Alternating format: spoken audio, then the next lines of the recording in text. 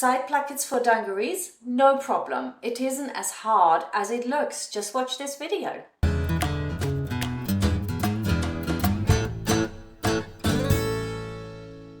First step, move up your facing so that you don't catch it. We don't want that for the moment. And then you place your front on top of the back.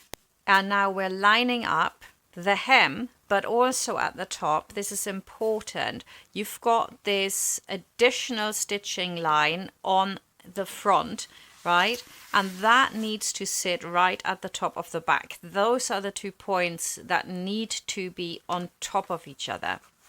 And then I can pin the front to the back, and the first step is to just sew in the front and the back from that jut out that we've got on the front piece. And we want to go right into that corner that is created there at the front placket. That's where we're going to start sewing, and then we sew all the way down to the hem. Now we're going to do this again on the other side. Move over the front pants. They are much slimmer than the back pants, obviously. I mean, just think of that nappy that you have to cover. Anyway, we're going up from the hem. It should automatically be the right height, but just in case you have maybe cut it out slightly wrong, who knows, it happens. Make sure that the top edge aligns with that additional stitching line on the front bib. That's important. That's the point where it needs to get to. And then we're just pinning from that corner there that juts out all the way down. And anybody that is, an avid sewer might say, well, I'm not going to do it in 3 steps. I'm going to do it in just 1 step. You could just put your placket over, your back placket, and then pull over the facing, sew it in one go. I did that on my first ones and actually found there were more times where I had to unpick something because it wasn't quite right, or I haven't hit that sweet spot in the corner. So doing 3 steps sometimes saves you a little bit of time. So make sure that the trouser pocket lies nice and flat. It doesn't fold over. On this side, not such a big deal because you can see what you're doing. And you're going right to that sweet spot, that little jut out, right into that corner. So that will disappear, so everything is nice and flat. Look at that. That's the point we want to catch. Beautiful. Right in here. Now we're going to do the same thing again on the other side. This time we start at the top, right in that little sweet spot. So put your needle into that corner.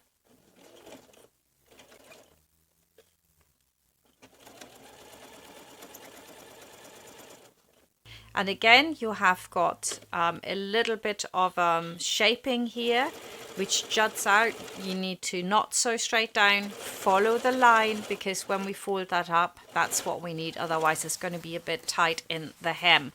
Beautiful. Step 1 is finished.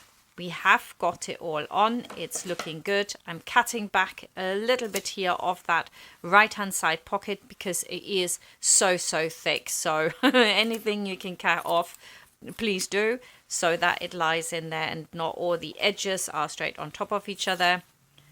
And I'm going to cut back here as well on the inside. Over to the other side. Cut back my pocket a little bit, just so it's layered. Not too much, just a wee bit. There we go. Cutting back is really important on these, especially with denim, because it does get very thick. That's it. Step number 1 is done, and now comes step number 2, is to put the back placket over the top. And the back placket should sit exactly on the front placket now. Yeah, so we're just putting it over. So make sure that you really pull here, because we have the pockets in there and they kind of want to do like little pleats. So make sure you put pins in vertical to the seam that hold that in place, and you will have no issue at all.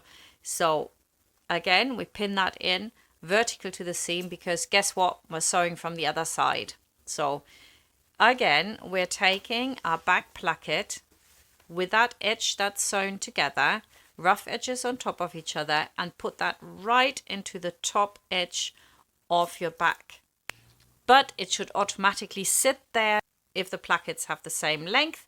And you put those on, should be perfect.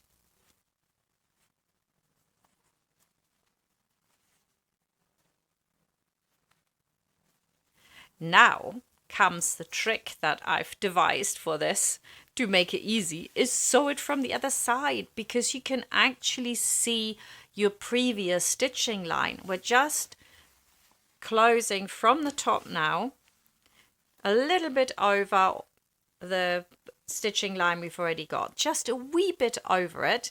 If you're not quite sure where that is, that's the end of the placket, mark it, so you can see. And here too, I'm just looking how far do I have to sew to get this all down. So my placket is in. No worries though, because we do another stitching line. If you have the placket not fully secured, it sure will, because we have one more step. And now I'm starting here, really pull that pocket over so it's nice and flat.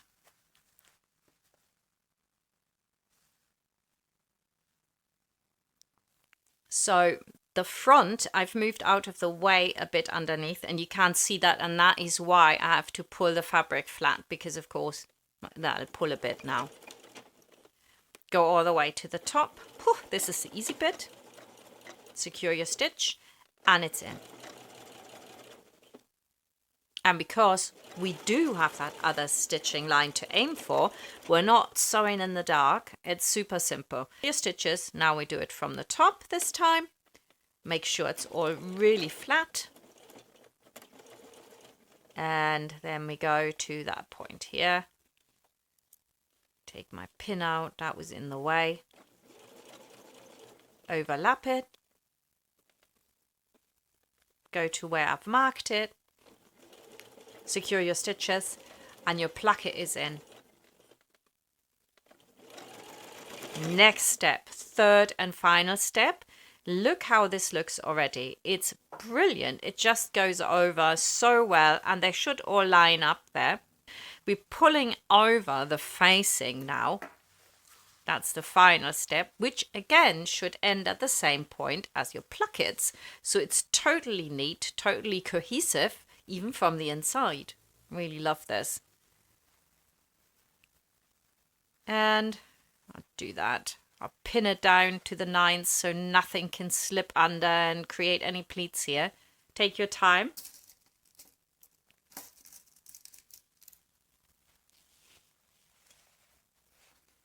There you go. It's beautiful. And now again, I can stitch exactly on the line I've already got there. So that makes it so easy, because you can see where to stitch. You're not like, oh, where is it? Where is it? I'm in the dark. I don't know, and you're kind of hoping for it. No, you know exactly what you're doing. I'm pulling my fabric nice and flat, and I'm just heading for that stitching line that I've already got. There we go, and perfect.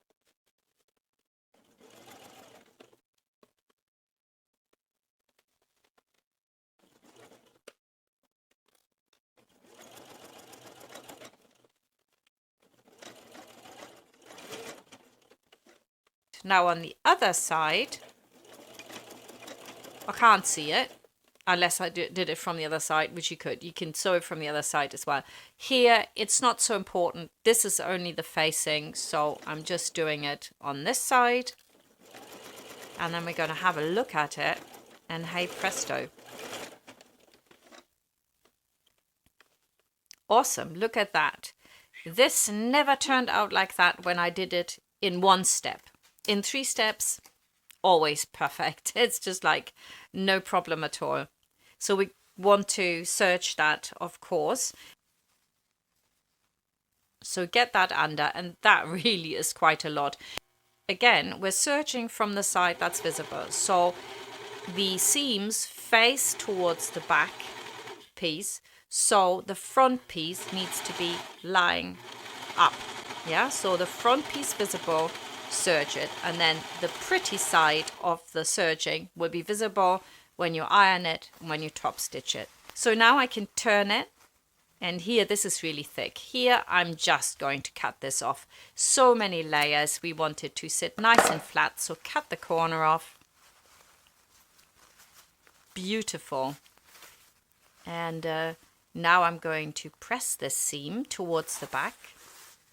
Look, they line up exactly. And I'm quite proud of all of these little details in these pants, you know, hence it took me half a year to make this pattern and do these videos. And while I'm voicing this over, I'm still in the process to create more. And I just absolutely adore these. Next step, top stitching. If you want to find out more about the Bobby Dazzler dungarees, and this is the only video from the course you've seen, you can watch everything else just by going in the video description, click on the playlist, and you can watch everything from the start. And there's also a link to my website where you can purchase the pattern, and a link to my Etsy shop if you prefer to make your purchase on there. Thank you all for watching, and I'll see you next time.